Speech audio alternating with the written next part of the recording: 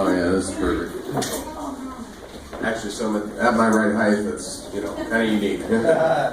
So this is actually the second book in a series of 7 I'm doing about a small town reporter, breaks a big story, gets a perfect job in New York, and just kind of gets thrown into the halls of power. Covers a scheme dealing with illegal immigration and insider trading. He takes down a former congressman, and it just kind of all snowballs from there. And this book actually starts when they're on the run and kind of underground from everything that happened after the first one. So, and it starts in Cuba. So here we go.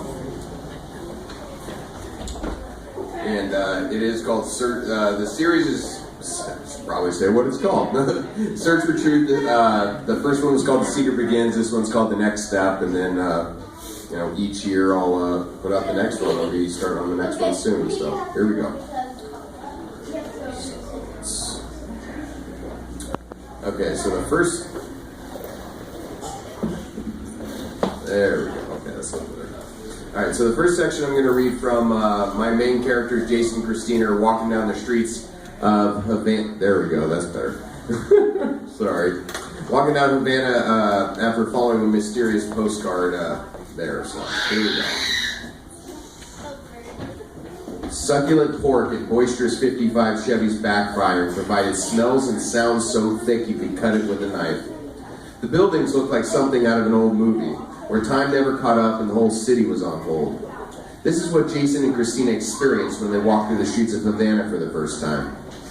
Both of them have been out of the United States a few times, but this was the start of a whole new adventure, and they both could feel it. The food from these street vendors smells insanely good. My mouth is watering, Jason uttered with a huge smile on his face. It does smell good, but let's not forget why we're here, replied Christina, who loved food just as much as Jason, but knew he had a habit for getting sidetracked. She had to help keep him on point. That postcard. How did he get to them when only few people knew where to find them? Even if it was Bryan, what connections did he have to find where he and Christina were? Jason knew he could trust Bryan because they had been through so much together. At the same time, he knew a lot was left unsaid. You still with me? Looks like you got lost in that unwieldy brain of yours and were floating away, wondered Christina with a caring but nervous look on her face. How could Bryan have possibly known where we were? If he could find us, who else could? Something tells me we'll find out when we find Bryan. The way we do that is by following the synchronicities.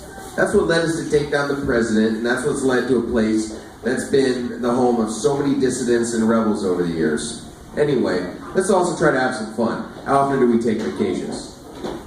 You're so right, agreed Jason as he leaned over and gave Christina a deep kiss that kept their souls intertwined, giving them the ability to delve into whatever the next step was going to be. We should stop and get something to eat, maybe even listen to some music. I'm sure that'll get our brains moving in the right direction, Christina mentioned as she steered Jason to the small restaurant on the corner.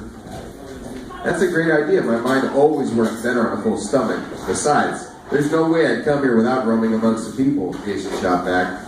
He eagerly followed Christina into the Palagar with a joy he hadn't felt since the leader of the free world became just another proven criminal and liar. What became of Charles Bowman? Since a mysterious group made up of the world's most powerful people were hiding him, there was no telling where he was. The only thing Jason knew for certain was that they must enjoy this moment at this point in time. Just like Rydell happened on them in the bar out of the blue. Somebody could tap them on the shoulder in this neighborhood place and it could be the beginning of the end.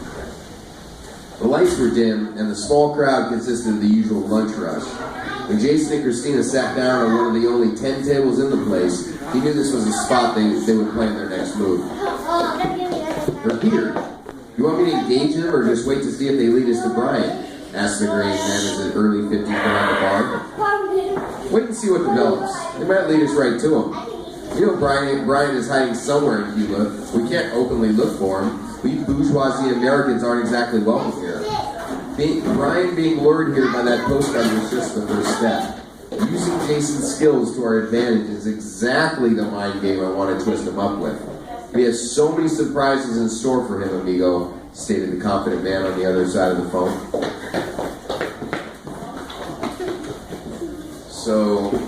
So the next section I'm going to read from Jason and Christina find themselves at a weekly protest rally in one of Havana's many plazas.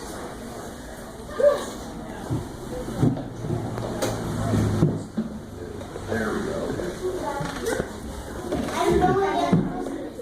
The madman was scanning the crowd and noticed that many people carried signs for the different issues they cared about. Privatization was by far the most popular, and he knew faceless entities didn't like people who stepped out of line. He needed to know who was truly interested and who was faking interest so they could tear others down. There might be a limit to their greed, and there might not be. What I can tell you is that I'm a relentless hunter and gatherer of unadulterated truth. Whatever ugliness lies behind the scenes, I'll be there to uncover. Many politicians, appointed and elected officials, all cower to somebody.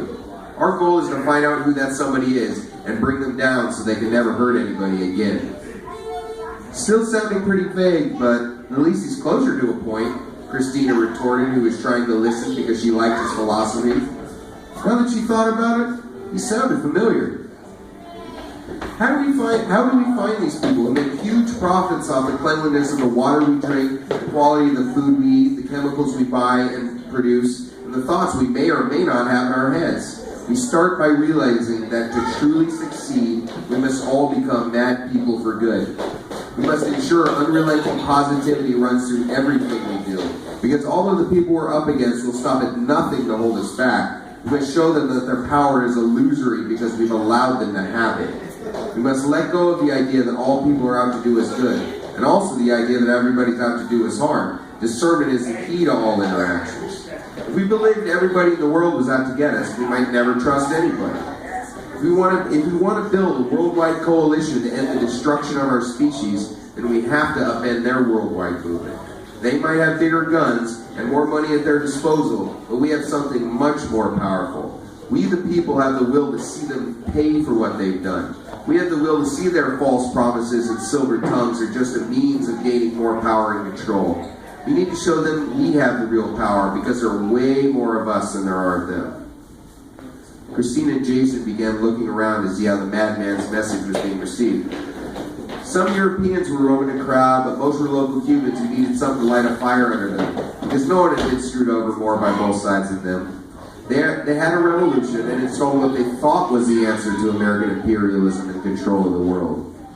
Then the world shut Cuba because the U.S. government made them. This caused the Cuban government to be focused on control, stamping out dissent, and firming up their grip on power by telling the people just enough of what they wanted to hear. You think this guy means what he says? Jason asked Christina, no longer in a whisper because the crowd began to scream and cheer for the madman who finally made a point they could get behind. I believe he does mean what he says, that it's possible to bring everyone together around a common cause that's in all their best interests. I believe he believes that, explained Christina, who was going from skeptical to a little less cynical. So you're not totally on board? You think it's a line of BS? Jason wondered. I've heard a lot of people say a lot of things, and most of the time it turns out the exact opposite of what they say. How can this guy be truly as good and passionate for collective uplift as he says? Or should I say as relentless in the pursuit of positivity? Jason knew she might be right, but he noticed the look on her sun-soaked face was the same as his when he thought he saw Aaron for the first time. Did Christina know this guy? The more we raise the issue of being treated like pawns and worker bees, the less smoothly it goes for the elites. The less smoothly it goes, the less profit is made. The less profit that's made, the more lives that can be saved. Once they see we've been reading between the lines and can spot what's hidden in plain sight, they'll realize we have the upper hand. Our purpose is to bring people together. The madman was staring directly at Christina now with no attempt to hide himself. I love you all. I love humanity. That's why I do this. That's why I'm a madman for good.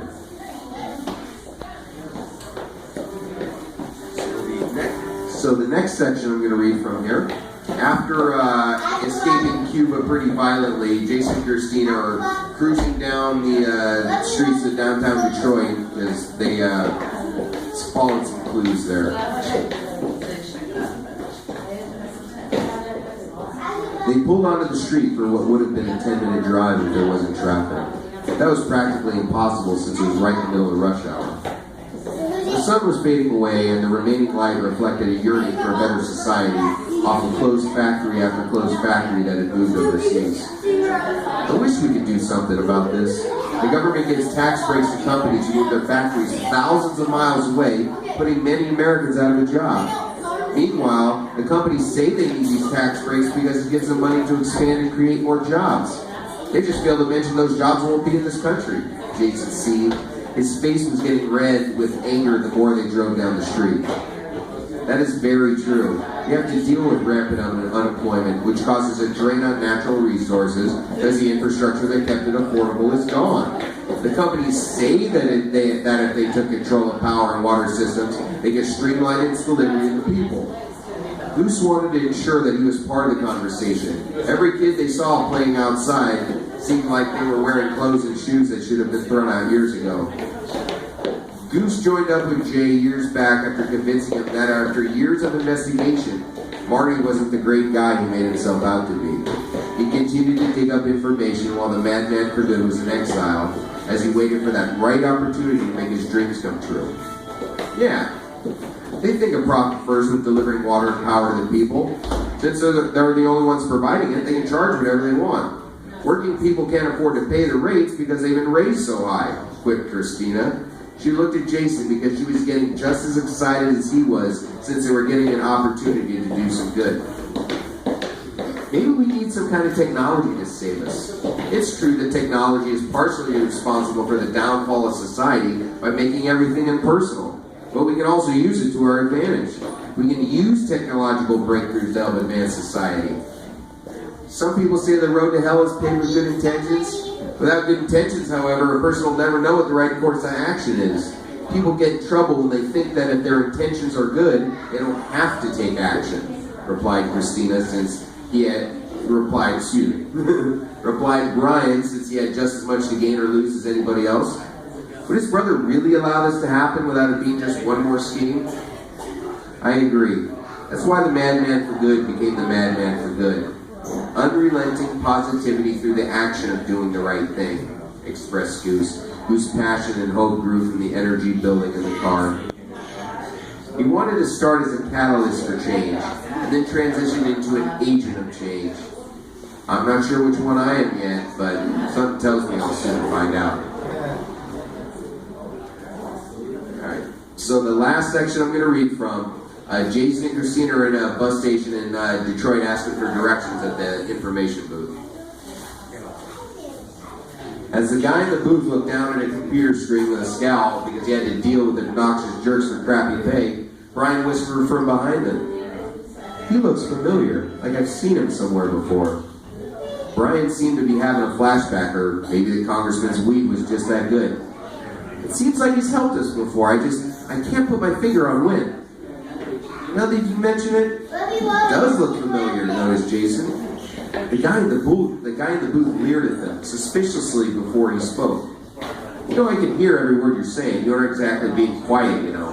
Trust me, you've never seen me before. Don't say we all look alike, so I must be the guy you ran into." The lockers?" inquired Christina, trying to restore order. Yeah. At the far southwest corner of the station is a bank of lockers. There might still be a few available. You'll see a pay station with instructions there that should help explain everything. "Thank you," Christina responded graciously. "No problem. And make sure your punk-ass friends don't talk trash at my booth again, or I'll come out and kick both their asses." Christina led the boys away. She didn't want to draw any more attention to themselves, other than the people already watching them. "Why did that guy get defensive all of a sudden? We didn't even do anything," implied Bryan. "Somebody must have pissed in his Cheerios." "He only got upset when you said you had seen him before," conveyed Christina, happy she was there to settle down the testosterone. "People only get that upset when you're speaking truth and they have something to hide." Jason was happy to see that the woman he loved was becoming more attractive as time went on. "I love you, baby, you're right. You probably have met him somewhere, but where?" Just as Bryan was following Christina and Jason to the lockers that were now only a couple hundred feet away, it dawned on him. Were people following them? How were they able to move through this crowd without somebody jumping out and grabbing them? Were they being led into another trap? What about Rydell? What about my brother, for that matter? Weren't they going to help us out? Where are they? That's a very good question. But right now, we just have to grab whatever's in that locker, suggested Jason, because they were getting closer to what led them to Detroit. I pointed them to where Marty hid the information. Should I take them down now? Inquired the guy in the booth who had picked up the phone. Not yet. Just keep an eye on them. We need them to open the locker, grab whatever's in there, and then we'll take it from them. After that, be creative. I know this isn't as exciting as being security at a rally or anything, but you're doing your part to keep the American people strong. Expressed the mysterious voice on the other end, which had a strange tone to it, almost like it was healing from a facelift. I know you're down for the cause. You helped to stop Aaron. Even though he was lost, we know you can still help the entities. Without them, the mongrels would take over. Understood, sir. You might not be serving anymore, but you're still my commander-in-chief. Christina and the boys walked up to the locker with combination in hand, not noticing the two men who had been following them 100 feet behind since the info booth. Now that I think about it, we have seen that guy before. He was security at the anti-immigrant rally in New York. He directed us towards Aaron. Remember Jason as Christina began to enter the numbers? You know, I think you're right, stated Bryan, whose brain moved from food back to the task at hand. You think Rydell and my bro sent him? Maybe. But they couldn't pull something like that off since the 6 entities don't support them anymore, or so they said. Then again, who knows about anything at this point? Yeah.